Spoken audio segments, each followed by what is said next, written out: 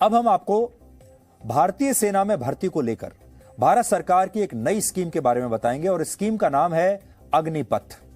इस नई योजना के तहत अब 17.5 साल से लेकर 21 साल तक के युवाओं को सिर्फ 4 साल के लिए सेना में भर्ती किया जाएगा और इन्हें अग्निवीर का नाम दिया जाएगा।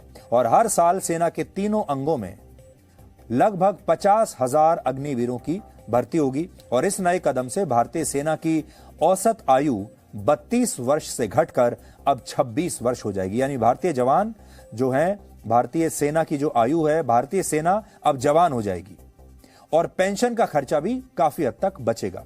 यानी इसमें आधुनिकीकरण भी है और पैसे की बचत भी है। इस योजना को हम आपको 5 पॉइंट्स में समझाएंगे और आप चाहें तो यह जानकारी नोट कर सकते हैं क्योंकि यह बहुत महत्वपूर्ण है। पहला पॉइंट, यह योजना तीनों सेनाओं की भर्तियों पर लागू होगी, यानी नेवी, एयरफोर्स और भारतीय सेना। और इसमें ऑफिसर रैंक से नीचे के जो पद होते हैं उन पर भर्तियां की जाएंगी। यानी सेना में जो नॉन कमीशन रैंक होती हैं, ये भर्तियां उन पदों के लिए है, ऑफिसर से नीचे के पदों के लिए। दूसरा पॉइंट यह है कि 17.5 साल से लेकर 21 साल तक के युवा इन भर्तियों के लिए आवेदन कर सकेंगे और इस प्रक्रिया के दौरान जिन युवाओं का चयन होगा वो सिर्फ 4 साल तक भारतीय सेना में अपनी सेवाएं देंगे। यानी सेना में अब जो नौकरी होगी वो सिर्फ 4 वर्षों की होगी और इन 4 वर्षों में शुरुआत के 6 महीने उन्हें ट्रेनिंग दी जाएगी और बाकी के 3.5 साल वो सेना में अलग अलग पदों पर और अलग अलग जगहों पर अपनी जिम्मेदारी निभाएंगे। और जब 4 वर्ष पूरे हो जाएंगे तो इन सैनिकों को रिटायर कर दिया जाएगा। हालांकि सरकार ने यह भी कहा है कि वो सभी सैनिकों को रिटायर नहीं करेगी। हर बैच में 25% सैनिकों को 4 साल के बाद भी सेना में रहकर देश के लिए काम करने का मौका दिया जाएगा। यानी 25% जो सैनिक हैं उन्हें रिटेन कर लिया जाएगा।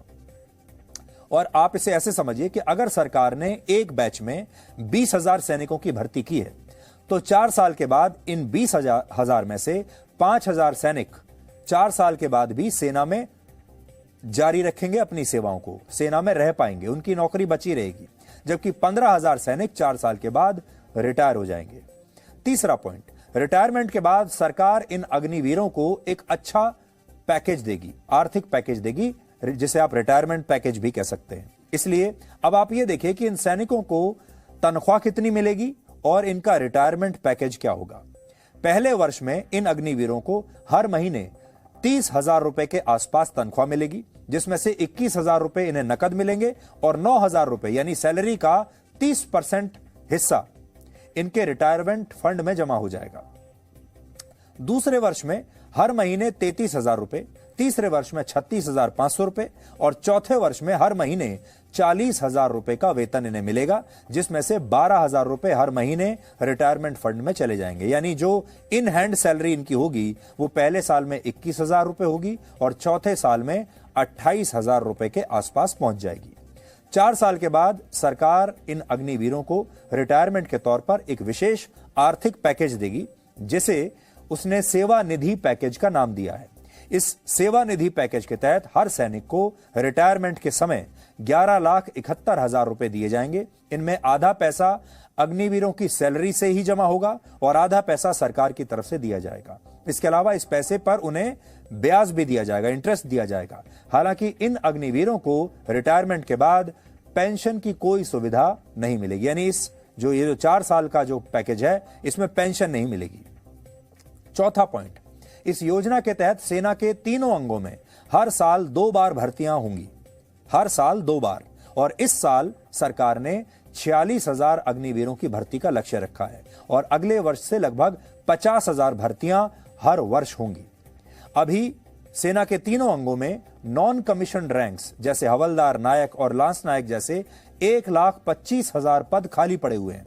हालांकि इनमें कुछ पद जूनियर कमीशन ऑफिसर्स के भी हैं। इसके अलावा कमीशन ऑफिसर्स के लगभग 10,000 पद सेना के तीनों अंगों में इस समय रिक्त पड़े हुए हैं, जिन्हें सरकार ने अगले कुछ वर्षों में भरने का लक्ष्य रखा है। कुल मिलाकर अगर आप देखें तो भारतीय सेना में इस समय लगभग 1.5 लाख वैकेंसीज हैं।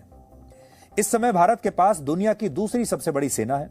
चीन के पास 20 लाख सैनिकों की फौज है, भारत के पास 14.5 लाख सैनिकों की फौज है, अमेरिका के पास 13,90,000 सैनिक हैं और रशिया के पास 8.5 लाख सक्रिय सैनिक हैं उनकी सेना में।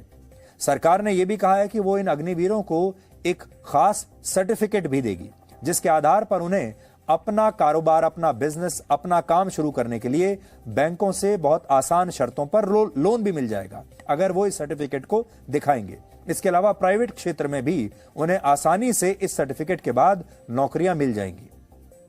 और आखिरी पॉइंट ये भर्तियां ऑल इंडिया मेरिट बेसिस पर होंगी। अब तक सेना में अंग्रेजों के जमाने का एक रेजिमेंट सिस्टम चला आ रहा था, जिसके तहत जाति और क्षेत्र के आधार पर सैनिकों की भर्ती हुआ करती थी, जैसे Maratha regiment, Jat regiment, Sikh regiment, Gorkha और राजपूत रेजिमेंट भारतीय सेना में है। ऐसी बहुत सारी रेजिमेंट्स हैं। अब तक इन रेजिमेंट्स में भर्ती के लिए जाति और क्षेत्र को महत्व दिया जाता था, लेकिन अब यह बंद हो जाएगा। अब भारत का कोई भी नागरिक किसी भी रेजिमेंट में भर्ती हो सकेगा और सरकार ने कहा है कि अगले 10 वर्षों में सेना से अंग्रेजों के जमाने का रेजिमेंट सिस्टम समाप्त हो जाएगा और सेना में अब तक का ये सबसे बड़ा बदलाव होगा। Presenting V News app, available on Google Play and App Store. Download it now.